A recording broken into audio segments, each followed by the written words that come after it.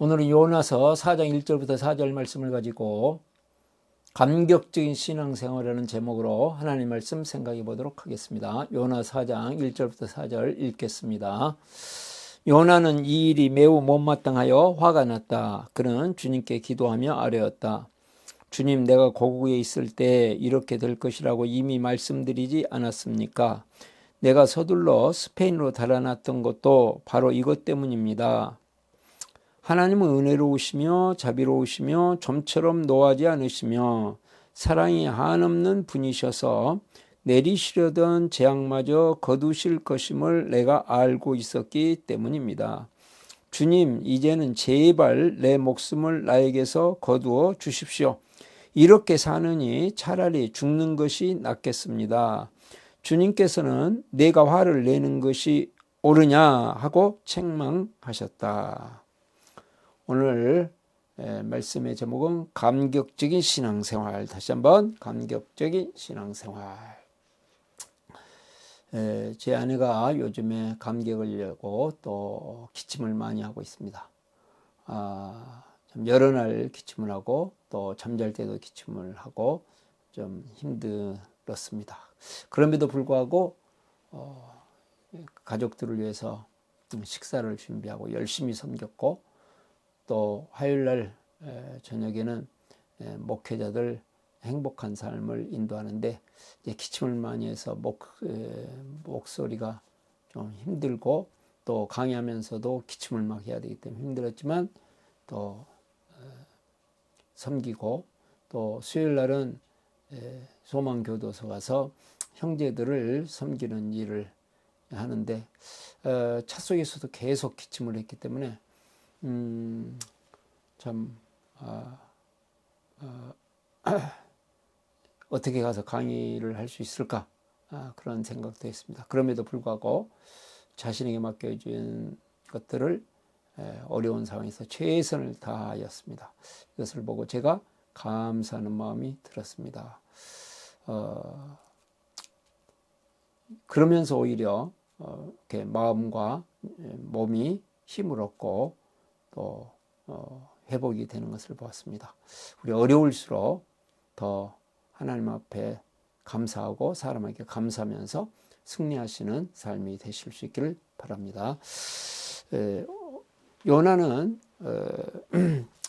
물고기 뱃속에서 회개했죠. 그리고 하나님의 사명을 위해 니느웨를 갔습니다. 그리고 하나님의 말씀을 외쳤습니다. 요나의 이 선포하는 하나님 말씀을 듣고 왕으로부터 모든 사람들이 다 낮은 사람이 이르기까지 굵은 베옷을 입고 금식하고 회개하고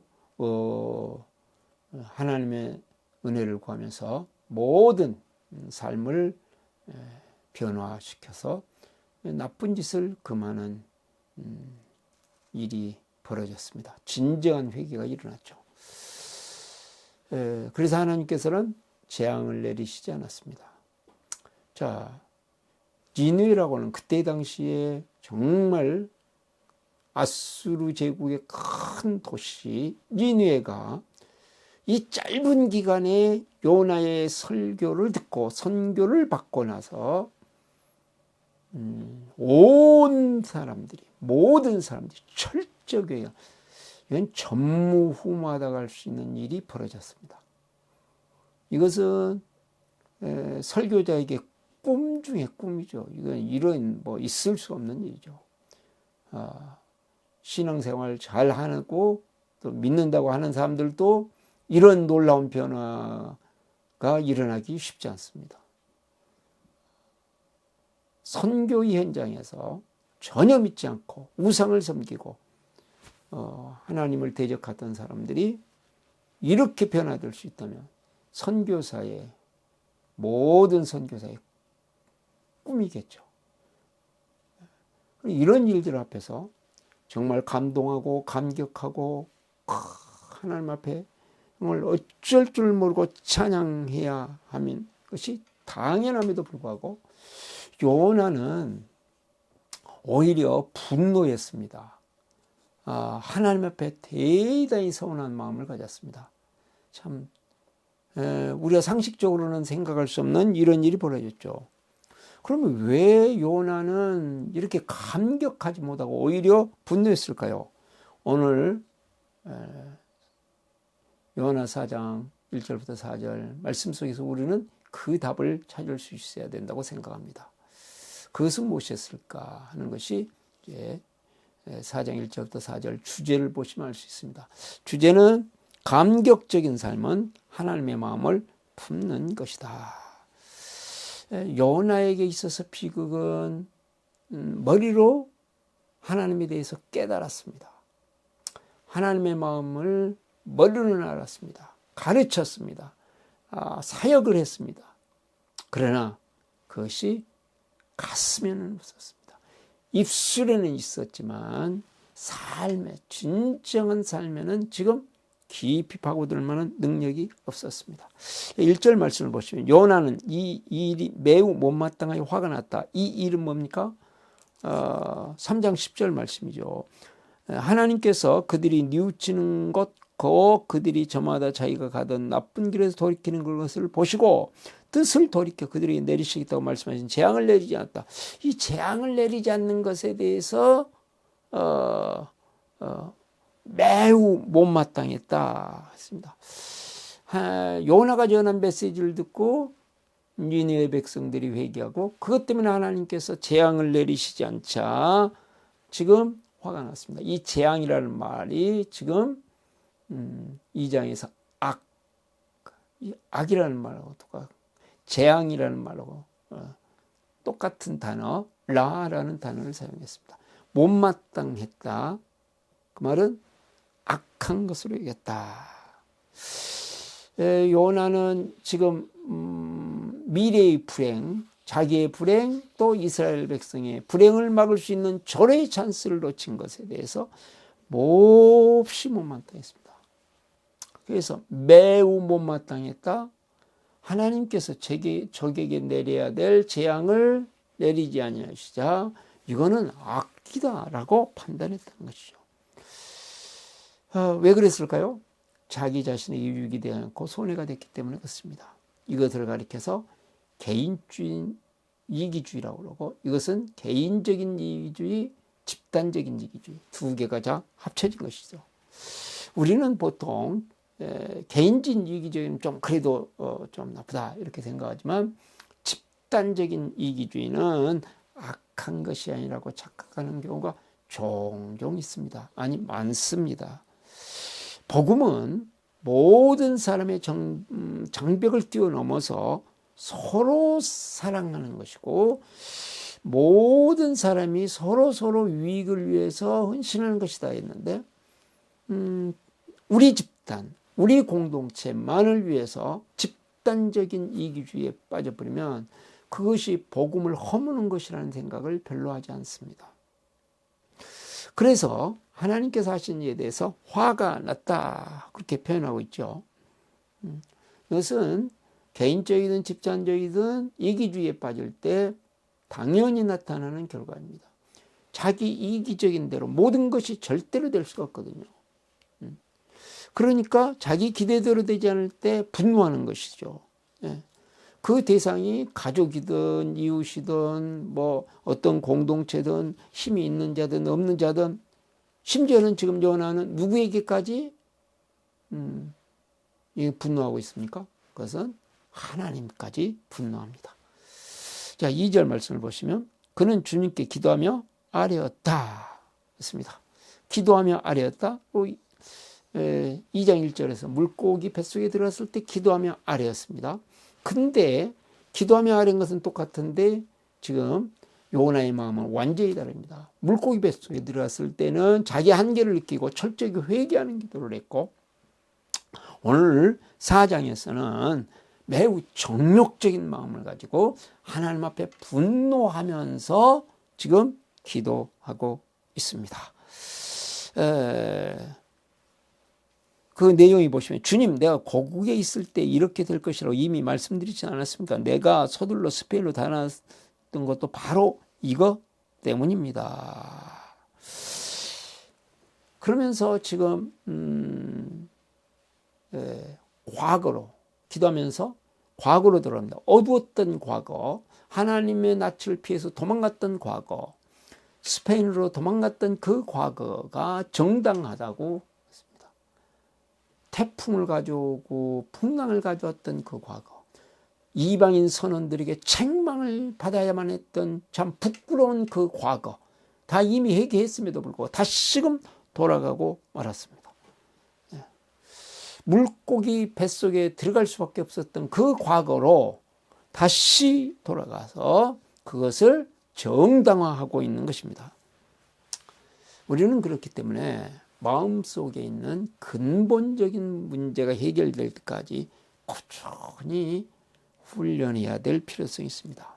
우리가 복음의 체질이 될 때까지, 우리가 은혜의 체질이 될 때까지, 생명의 체질이 될 때까지 우리의 사고방식이 은혜와 생명의 사고방식으로 완전히 바뀔 때까지 우리는 끊임없이 하염없이 집중적으로 반복적으로 훈련해야 될 필요성이 있는 것이죠. 그러면서 고백합니다. 하나님은 은혜로우시며 자비로우시며 점처럼 노하지 않으시며 사랑이 하나님 없는 분이셔서 내리던 재앙까지 거두실 것임을 내가 알고 있었기 때문입니다. 하나님에 대해서 쭉 이야기하는데 얼마나 거창하냐. 하나님은 은혜로우시고 자비로우시고 좀처럼 노하지 않으시고 사랑이 무한한 사랑의 하나님이십니다. 요나가 교리적으로는 하나님에 대해서 정말 정확하게 알고 있었습니다. 그리고 하나님에 대해서 가르쳤고 선포했고 사역했습니다.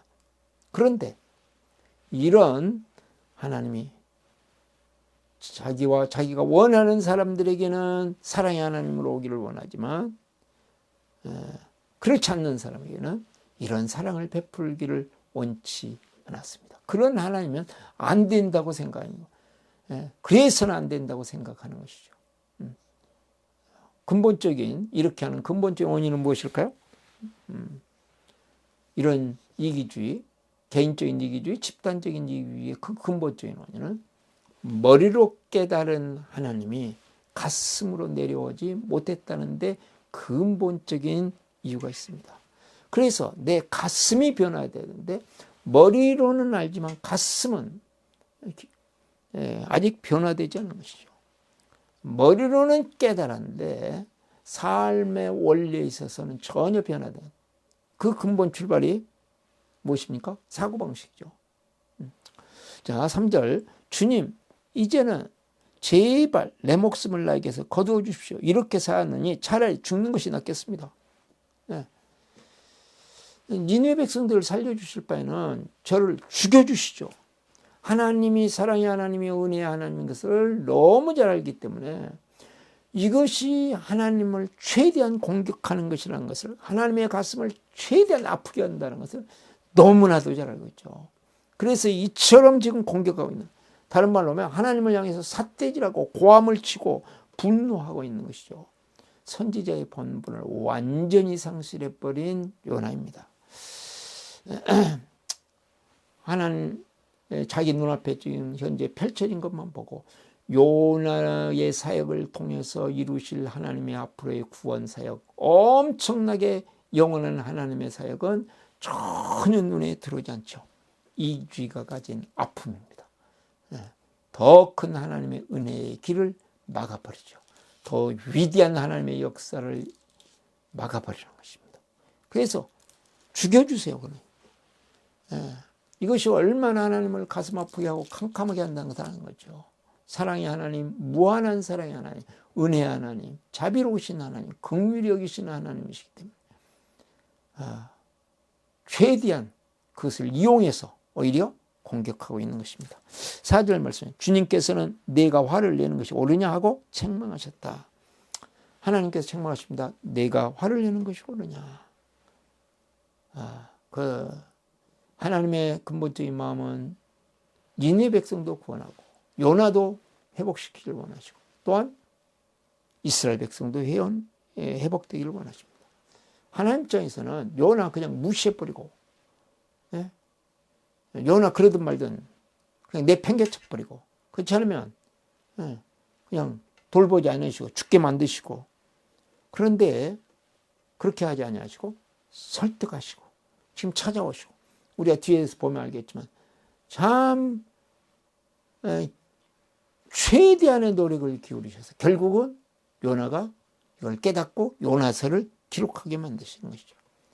하나님은 사랑의 하나님, 이론으로 아니라 실제적으로. 그래서 요나도 이스라엘 백성도 니느웨 백성들도 다 하나님의 은혜 안에서 하나님의 사랑 안에서 살아가기를 원하십니다.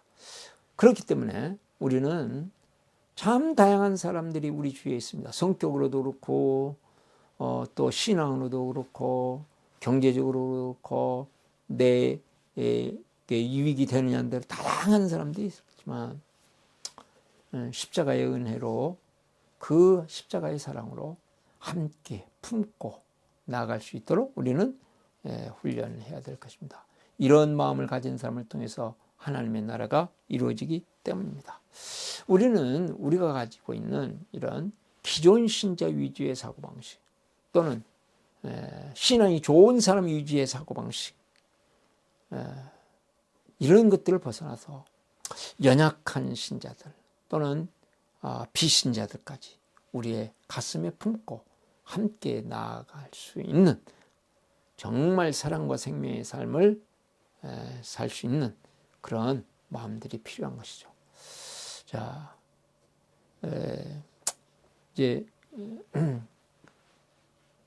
어제 우리 소망교도소 형제들 8명 행복한 삶이었는데 어제는 마무리했고 다음 주는 이제 예수 영접하는 시간인데요. 서로 이제 다시 또 감사를 나누자. 그래서 감사한 사람들을 이렇게 쭉 나누는데 지금까지 제가 이제 사역하면서 수많은 이야기를 들을 때 안에 들어와서 다양한 사람들이 모여서 같은 방을 쓰고 같이 이렇게 활동하기 때문에 서로 불편한 점이 참 많습니다. 그러니까 평화를 위해서 그냥 넘어가는 거지 참 마음이 아플 때가 너무 많다.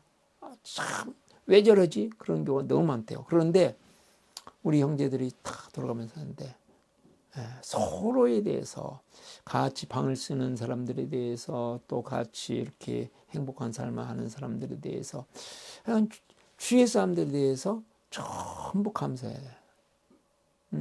처음 하고 지금 8주가 지나면서 아주 많이 변화된 것을 제가 봤어요. 마음이 바뀐 거죠. 진정한 변화는 머리를 통해서 그 다음에 마음이 변화되는 것인데 귀한 형제들이 그런 것을 봤습니다. 그러면 우리가 어떻게 하나님의 마음을 품고 감격적인 신앙생활을 할 수 있을까? 이것에 대해서 3가지로 살펴보면 첫 번째로 하나님께 무조건 동의하는 훈련을 합니다. 하나님께 무조건 동의하는 훈련을 합니다. 1절 보시면 요나는 이 일에 매우 못마땅하여 화가 났다. 요나의 실패를 이제는 뒤집어 생각하는 것이죠. 이 일이 하나님께서 하시는 일이 매우 못마땅해 매우 감사하고 매우 동의하고 매우 순종적이 되는 것이죠. 요나는 자기가 재판자에 대해서 하나님까지 지금 심판하고 있는 것입니다. 그 근본적인 원인이 뭐라고 그랬습니까? 이기주의. 집단적인 이기주의, 가정 이기주의, 교회 이기주의, 지역 이기주의, 민족 이기주의, 계층 간의 이기주의, 직업 이기주의, 이런 것들이죠. 그 근본적인 원인은 복음이 가슴에 있지 않기 때문이에요. 머리로만 깨달은 복음, 사고방식이 변화되지 않는 복음, 마음의 변화를 주지 못하는 복음, 그것 때문입니다. 왜 이것을 벗어나기가 어려울까요? 그것은 머리로만 깨닫는 신앙생활, 가슴으로 내려야 하는 신앙생활은 머리로 깨닫는 것이 자기의 수준이라고 생각되면서 적은 헌신으로 높은 수준에 있는 것으로 착각하면서 살아갈 수 있는 위기가 있거든요. 저렇게까지 헌신할 필요가 있나? 저렇게까지 희생할 필요가 있나? 그런 가운데 높은 수준이라고 착각하게 살아가는 자기 스스로 만족을 주는 그렇기 때문에 실제로 어려운 것이죠. 이런 이기적인 것들이 또 어떤 측면에서는 자기에 대해서는 아무런 생각도 갖지 않고 남에 의해서 살아가는 신앙생활, 이런 것들을 좀 막아주는 긍정적인 역할도 있기는 하지만 결국은 하나님께 대해서 분노하는 요나와 같이 하나님이 서운하고 사람들이 서운하고 결국은 분노하기 쉽고 또 이렇게 살다 보니까 이기주의로 살면 공동체에 적응하기도 어렵고 그래서 결국은 신앙이 성숙되지 않는 것이죠. 우리가 살다 보면 이런 일들이 종종 있습니다. 제가 계속 상황에 대해서 감사하자, 사람에 대해서 감사하자 이 훈련을 하고 있는데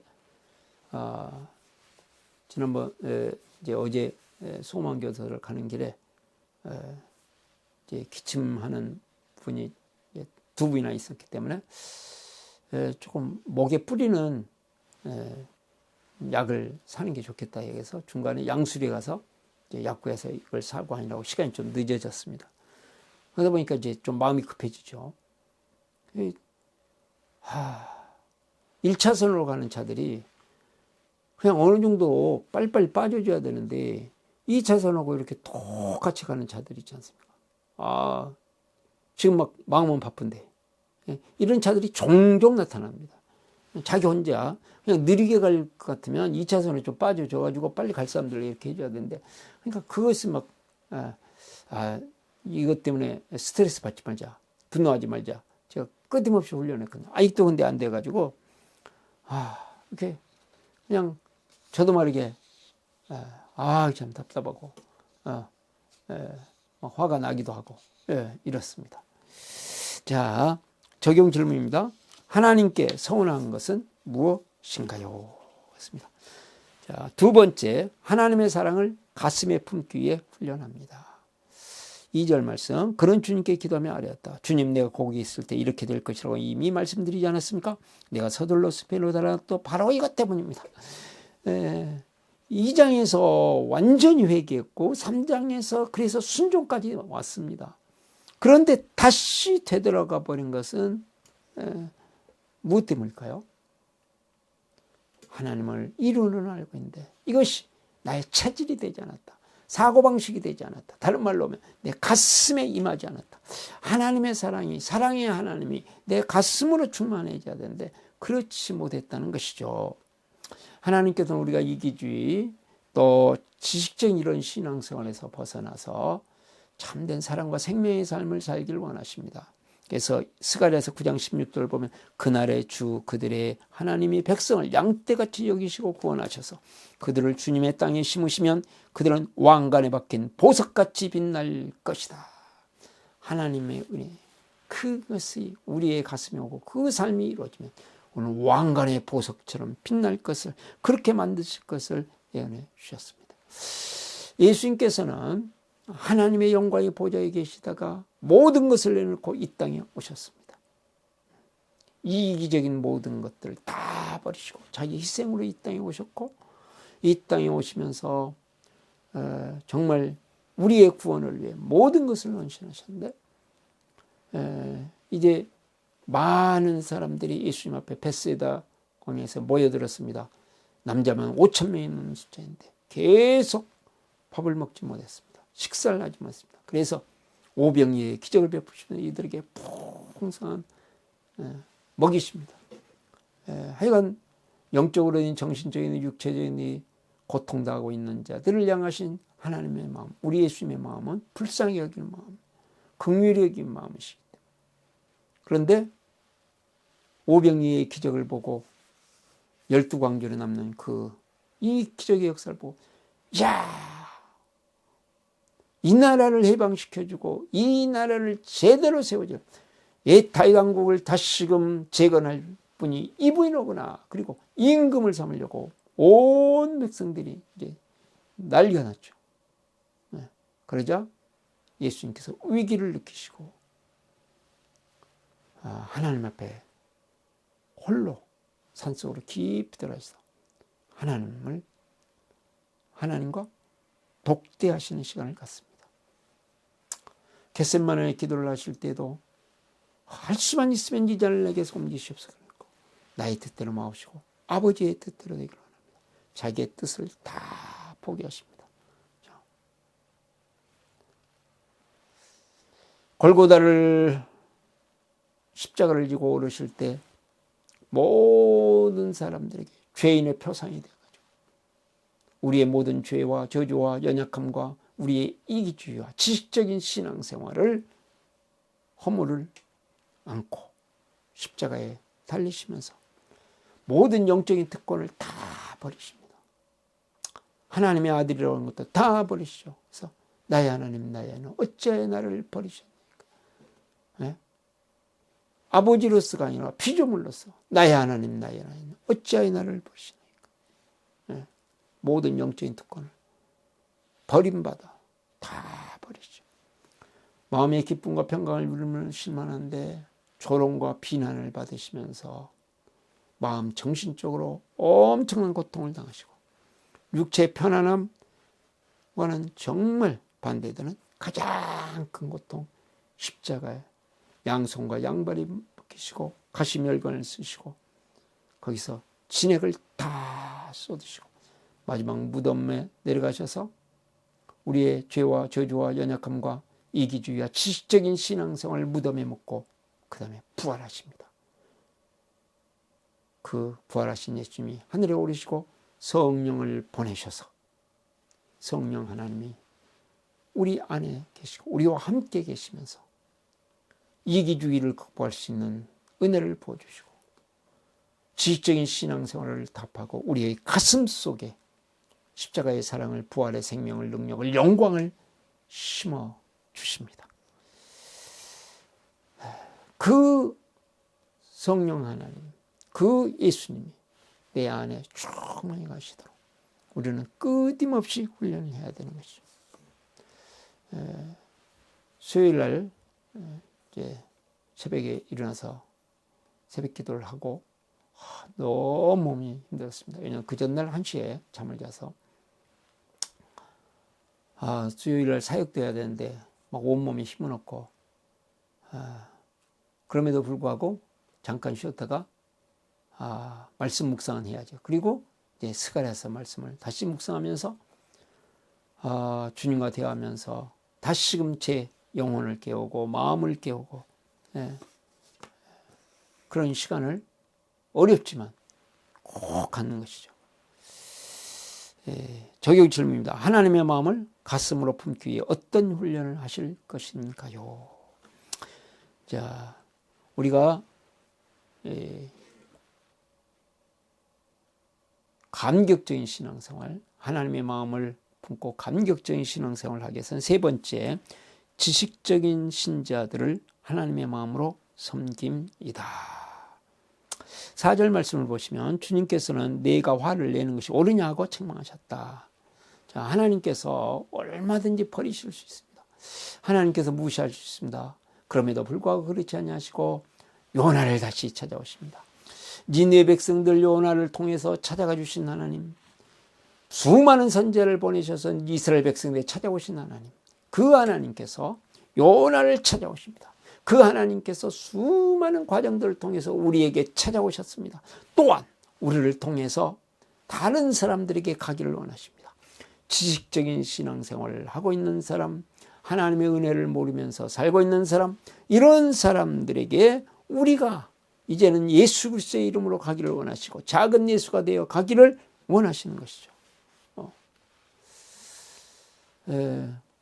저의 모든 일정을 이렇게 수요일 날로 마치고 다른 일정을 다 조절하면서 최우선의 일로 삼고 이렇게 계속 섬기고 있습니다. 이제는 그래도 많이 적응이 됐고 감격이 있고 감동이 있으니까 하는데 그전에는 갔다 오면 좋지만 가기 전에는 상당히 힘들었습니다. 계속 영적인 공격도 있었던 것 같고 참 쉽지 않은 일이었어요. 그럼에도 불구하고 마음의 결단을 하고 어떻게든지 최대한으로 이 일에 집중하자. 그러고 이제 갔죠.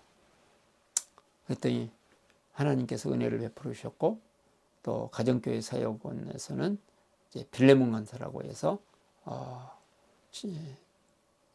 이렇게 임명을 받았어.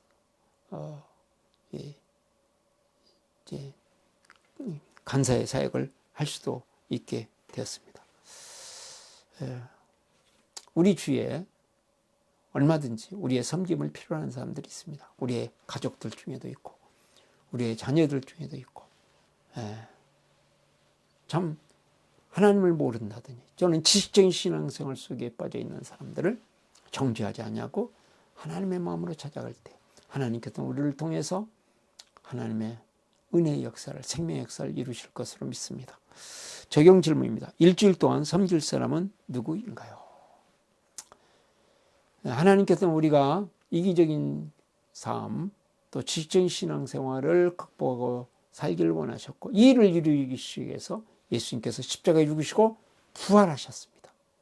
그리고 성령님을 보내셨고, 성령님은 한 주간 동안 우리의 삶에서 이기적인 것들을 극복하게 만드시고, 지식적인 신앙생활에는 가슴에 하나님을 만나서 하나님의 마음을 품고, 하나님의 사랑을 품고, 하나님의 은혜를 품고, 예수 생명을 가슴에 품고 감격적인 신앙생활을 할 수 있도록 은혜를 베푸실 것입니다. 한 주간 동안 승리하시는 축복의 한 주간이 되실 수 있기를 바랍니다. 오신기도 하시겠습니다. 나는 죽었습니다. 제가 주인이 아니고 예수님이 저의 주인이십니다. 예수님은 십자가에 죽으시고 부활하셨습니다. 부활하신 예수님을 가슴으로 만나서 따라가며 간직합니다. 사랑하는 가족과 함께 영광스러운 승리를 노래합니다. 아멘. 기도하시겠습니다. 은혜가 많으시고 사랑이 많으신 하나님 아버지, 하나님의 은혜, 하나님의 자비로우심이 우리의 머리로만 있는 것이 아니라 우리의 가슴으로 내려오게 하여 주시고, 우리의 마음에 품고 우리가 서운하고 분노하는, 근심하고 염려하는 신앙생활과 삶이 아니라 이제는 감격하고 감사하고 감동적인 신앙생활, 우리의 삶이 될 수 있도록 은혜를 부어 주시옵소서. 예수 그리스도의 이름으로 기도드리옵나이다. 아멘.